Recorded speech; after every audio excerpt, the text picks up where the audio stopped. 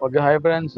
ఈ షార్ట్ వీడియోలో PhonePe account నుంచి వేరే వాళ్ళ బ్యాంక్ అకౌంట్ నంబర్‌తో మనీ సెండ్ చేయడం ఎలాగో తెలుసుకుందాం. దానికోసం ఫస్ట్ ఆఫ్ ఆల్ మీరు యొక్క ఫోన్‌పే అయితే ఓపెన్ చేయండి. ఓపెన్ చేసిన తర్వాత ఇక్కడ మీకు 2 బ్యాంక్ సెల్ఫ్ ఏసీ ఉంటుంది కదా! దాన్నైతే క్లిక్ చేయండి. 1 ఇక్కడ మీకు 2 అకౌంట్ నంబర్ ఉంటుంది కదా! దీన్నైతే క్లిక్ చేయండి.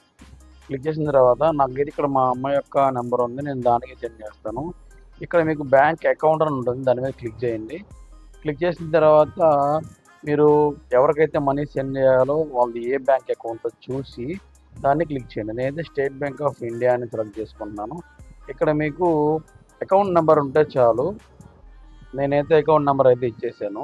ఇక్కడ మీకు వెరిఫైడ్ అకౌంట్ హోల్డర్ నేమ్ ఉంటుంది. మీరు ఒకసారి నేమ్ చెక్ చేసుకోండి. చెక్ చేసుకొని ప్రొసీడ్ టు పే అని క్లిక్ చేసి మీరు అమౌంట్ అనేది వారికి సెండ్ చేయొచ్చు అనమాట.